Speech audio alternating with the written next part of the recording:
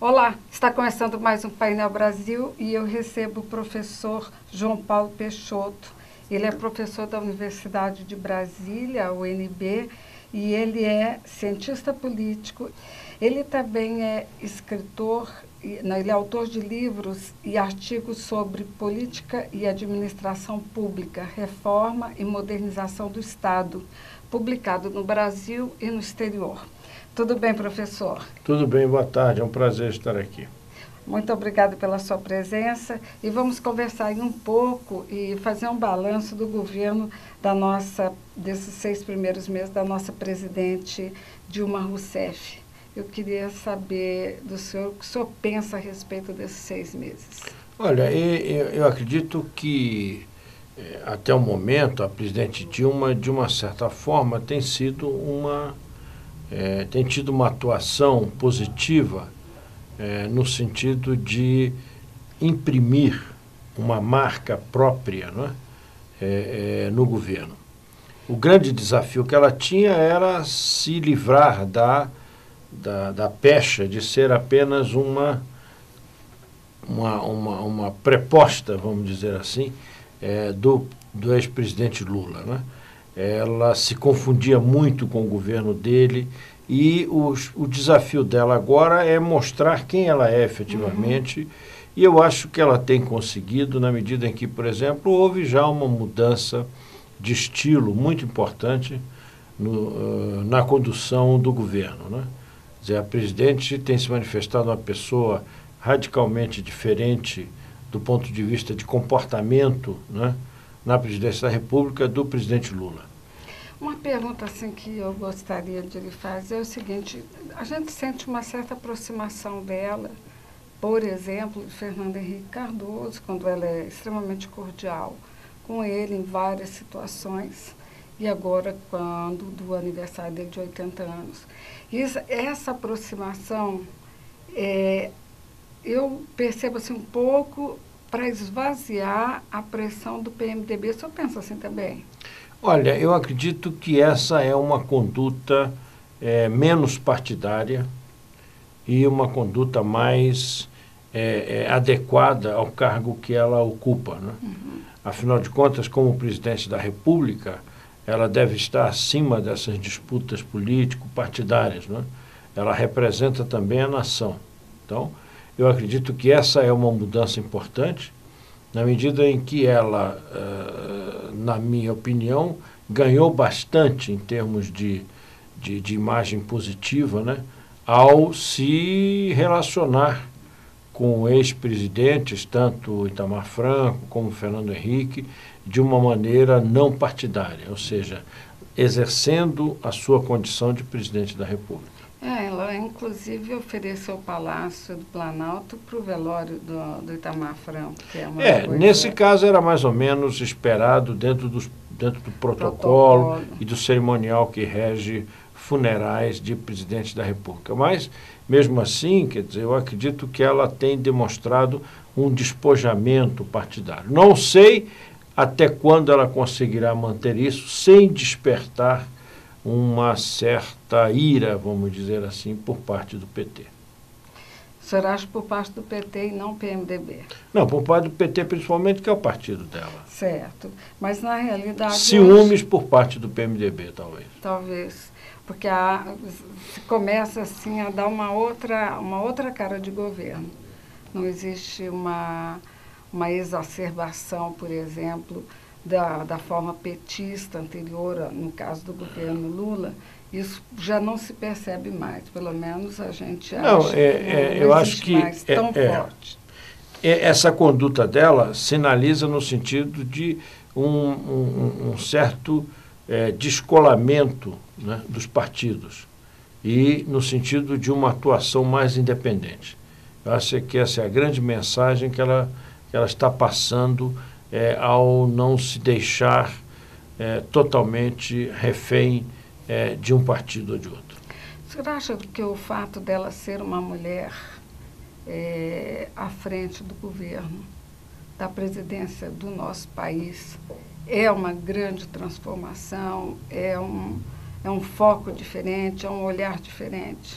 Sem dúvida. O fato de ela ter sido a primeira mulher eleita presidente da República é um diferencial muito importante na sociedade brasileira, que, como nós sabemos, tem um percentual substancial de mulheres na composição da população brasileira, não é?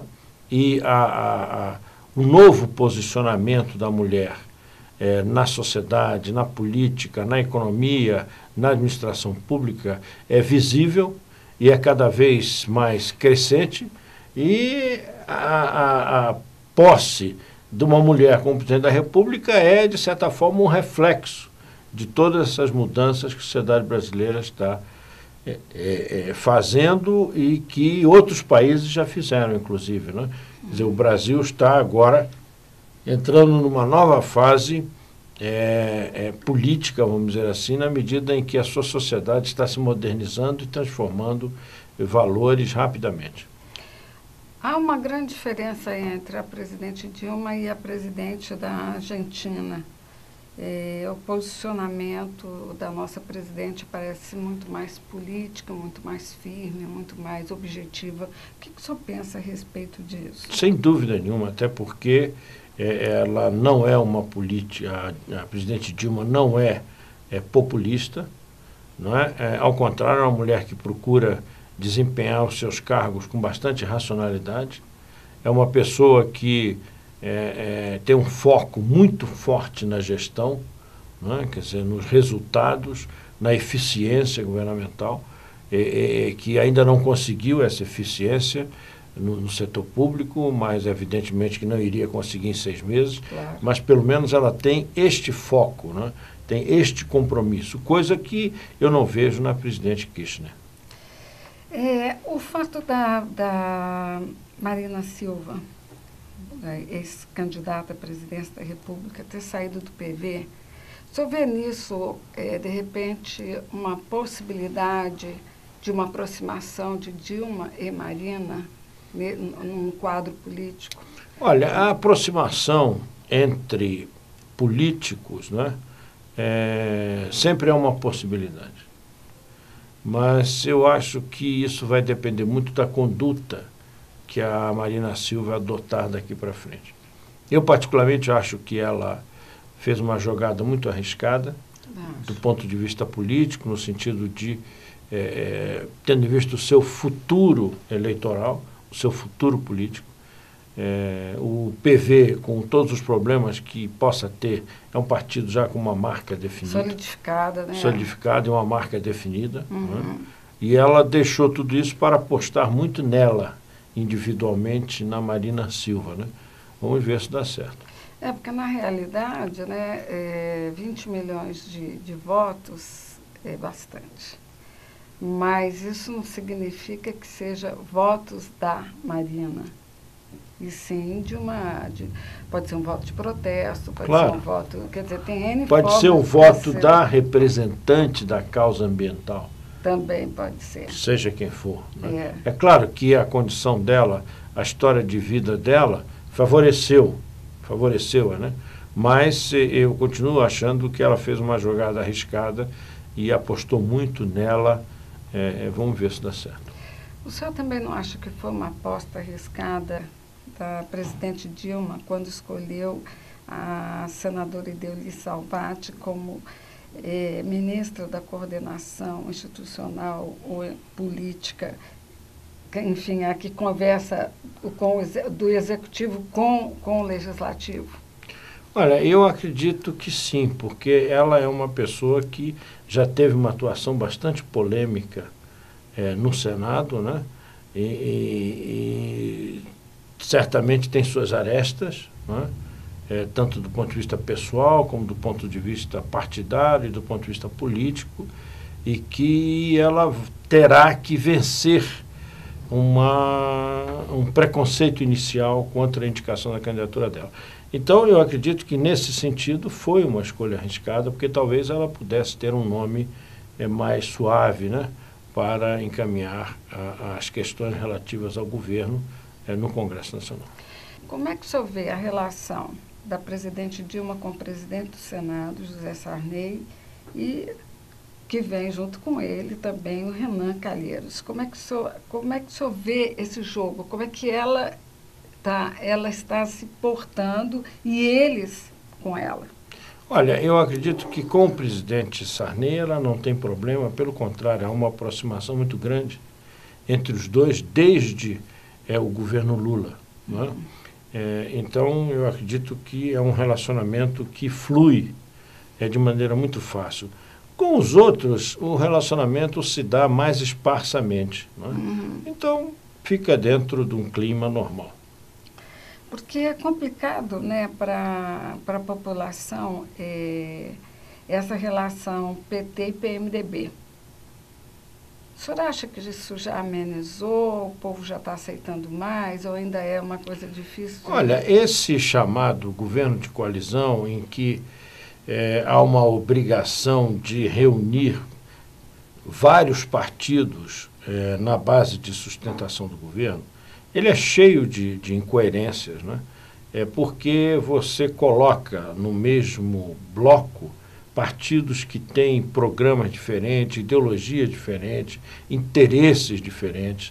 Então, eu acredito que até o momento, quer dizer, essa relação até tem sido, de certa maneira, calma, porque é de se esperar que haja tensões crescentes entre o PT e o PMDB, pela própria natureza dos dois partidos. Para terminar, o que o senhor acha que precisa para melhorar a política no Brasil? Uma reforma? Que reforma seria essa? Enfim, que o senhor comentasse um pouco para a gente. Bom, essa pergunta ela cabe em vários seminários. Né? Várias e várias horas, né? Várias horas, porque, na verdade, nós precisamos de... Eu acho que uma coisa fundamental seria uma reforma institucional. Tá? Eu acho que a reforma política ela é fundamental para melhorar a qualidade do sistema partidário, melhorar a qualidade do sistema eleitoral. Eu acredito que esse seria um passo importantíssimo para, em consequência, melhorar a qualidade da representação política. E o que você daria como exemplo principal para essa reforma? A reforma do sistema eleitoral, por exemplo, a adoção de nova metodologia do voto, no que diz respeito, por exemplo, à adoção do voto em lista, né, com as suas vantagens de fortalecimento dos partidos, né? Talvez a adoção de um voto distrital misto, né? Enfim, nós precisamos, e já está sendo repensado, esse modelo político brasileiro que visivelmente tem distorções gravíssimas, né? Que acabam por comprometer a própria qualidade da democracia brasileira e do sistema representativo, né? Quer dizer, as distorções que nós temos hoje, por exemplo, partidos que não têm representatividade perante a sociedade, né? Partidos que têm pouquíssimos deputados ou nenhum senador, né? Enfim, que causam mais prejuízo do que benefícios ao sistema representativo, na minha opinião. E o que o senhor acha das campanhas com dinheiro público? Eu acredito que ela não resolverá o problema se a intenção for, por meio do financiamento exclusivo, financiamento público exclusivo de campanha, for tentar evitar a corrupção, né? Ela não vai funcionar. Porque nós já temos hoje financiamento público de campanha. Tem um fundo partidário. Tem um fundo partidário, tem a cessão do tempo de televisão para os partidos, etc. Eu acredito que esse não é o problema. Eu acho que o problema maior é a fiscalização e a punição. Isso é que vai resolver os abusos, as ilegalidades ou a corrupção que resulte do atual sistema de financiamento das campanhas políticas. Bom, professor, eu quero agradecer a sua presença. Foi ótima, assim, a sua explanação a respeito do assunto. Lógico que teríamos muito mais a falar, com certeza, sobre os vários assuntos. Eu não cheguei a tocar nem metade da minha pauta, mas quero agradecer a sua presença e ter enriquecido, assim, de tal forma essas informações nessa área política para a gente. Tá bom. Eu é que agradeço, é um prazer. sempre poder me comunicar com um público diferente daquele que eu me comunico na universidade. Muito obrigada. Obrigado.